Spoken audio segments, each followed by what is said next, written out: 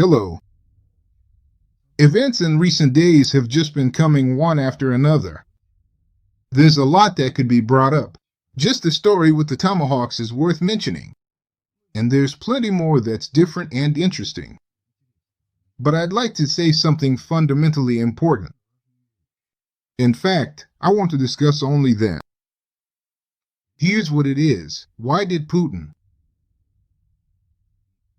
Maldives took responsibility for the actions of Russia's monetary authorities. Let's face the truth. You have to be completely clueless about economics not to understand that these decisions, like the high interest rate and everything else, not to mention all sorts of new things like VAT for sole proprietors, aren't just nonsense, but politically motivated nonsense. In other words, this is an attempt to weaken the patriotic elite group amid a sharp escalation of confrontation. Why the political group will be weakened is obvious. Because they see Putin as their leader, and Putin doesn't fire the people who are doing all these things.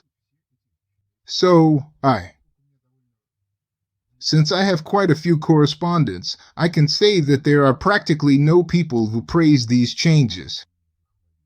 I'm not talking about those who do it as part of their job. And the overwhelming majority harshly criticize them. So the question arises, what is this all for? He just doesn't understand what he's doing. You see, it's pretty much the same as what happened with the pension reform. So the negativity is obvious, and as for the positive, well, even people who have only worked in government service for a short time, but are no longer connected to it, all say the same thing. Even those who have only briefly worked in government service, but are no longer involved, unanimously say the same thing. These new tax measures will not lead to an increase, but rather to a decrease in tax revenues. In other words, there is no economic logic to this. The logic is clearly political. This is being done by people whose goal, once again, is a political one. It has never been hidden, to establish optimally friendly relations with the West. The West openly says that the regime needs to be overthrown, not Putin personally, but rather the entire elite group associated with. Strengthening Russia's position in the world, which Putin constantly talks about. So the question arises, why does he say this about the monetary authorities, when everyone understands that they are weakening Russia's position, and yet Putin still says it? I had some thoughts about this. And these thoughts were as follows. I said that the removal of a large elite group is always a kind of small civil war. We all remember how the pro-British group was eliminated. The Comintern, and how much blood it cost us at the end of the 1930s. But there were also some additional subtleties there.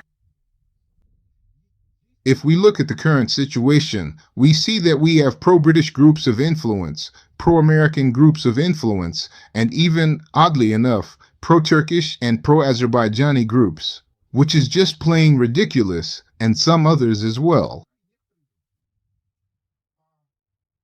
Pro-Turkish and pro-Azerbaijani groups are controlled from London, which isn't a secret. So, here's the thing. The economic situation in the countries that serve as the base, so to speak, for those elite groups our liberals look up to. It's bad. I've written about this a lot, many times. The last time I wrote about London was literally at the end of last week, when it turned out that their financial center doesn't really have much money. So I won't repeat myself. If we talk about the United States of America, the picture there is very interesting because the total capitalization of those companies working on artificial intelligence is, in fact, comparable to the budget deficit they have. But there's a small nuance, which is that if we look at the amount of money they raise in a year, it's not enough to cover the budget deficit. Furthermore, the gap is an order of magnitude, meaning if we take the deficit over 10 years and the capitalization, let's say, projected 10 years ahead, it's still not enough. The gap is about an order of magnitude. So, there are no other sources, and at the same time, the sales volume for artificial intelligence companies grows logarithmically with the amount of investment they attract. In other words, they're basically about to hit the saturation point. That is, when it's no longer possible to sell more. On top of that, the model they've projected for 10 years from now assumes a radical increase in energy resources. There is no money to build these energy companies. Moreover, all these energy companies, unlike data centers, are much more vulnerable to various types of terrorist attacks, which are bound to happen. If they try to protect them with air defense systems, that's another massive expense they simply can't afford. And so on. And the like. You could go on discussing this topic forever. In other words, I was absolutely confident when I said that this trick wouldn't work. But the realization that all of this would eventually collapse always ran up against an alternative viewpoint. But they know it's going to collapse. Their goal is to bring us down faster than their own system collapses. And then, our resources will become the assets that can be capitalized on and used to patch up the hole. It's a plan, no doubt about it. I want to point out that Chinese assets can't serve this purpose because their capitalization is based on sales to those same Western countries. Wonderful. And just yesterday, on the Supreme Commander-in-Chief's birthday, Professor Evstafiev released 2 texts. He continued them a bit today, but not as focused. One was on his public channel, The Professor Looks at the World, and the other was on his private channel, The Professor Opens Your Eyes, where he gave a full political breakdown. I won't repeat that breakdown, especially since just yesterday, that is. On October 7th, I wrote a rather lengthy text on the private channel, where I debated with Evstafiev on some issues. Well, actually, I can even tell you which issue it was about. It's the question of what the United Kingdom will choose as its key foundational project. Ukraine or the Middle East? Well, the Eastern Mediterranean, too. I've made my bet. The professor thought that maybe it's possible in Ukraine, but I believe that the recent personnel changes in the UK clearly show that, of course, the bet is on the Eastern Mediterranean. We'll see. In other words, the UK needs to start a major war there, aiming to eliminate, if possible, both Iran and Israel, and even Turkey. There has to be a total purge there, because otherwise they won't be able to control it. Yes, and of course, that includes kicking the United States out of there along with their bases. Well, it's obvious that if there's total chaos there, a few hundred drones flying into a base will turn it into ruins. Whether there's air defense there from the start or not. That's the picture. And now, when? This is the systematic and focused picture that Professor Evstafiev has presented. It immediately becomes clear that the level of internal tension is so high. that they don't have time to wait for us to collapse, because most likely they'll collapse first. Of course, we don't know a huge number of details, because that's what are called political secrets. Moreover, some of them we'll never find out. Some will come to light after a while, and some we'll never know. But Putin knows them, and Trump knows them too, and a few other players as well. And here we get a remarkable picture. If Putin understands that their collapse will happen before ours, then politically, it's much more reasonable not to start a political bloodbath here right now.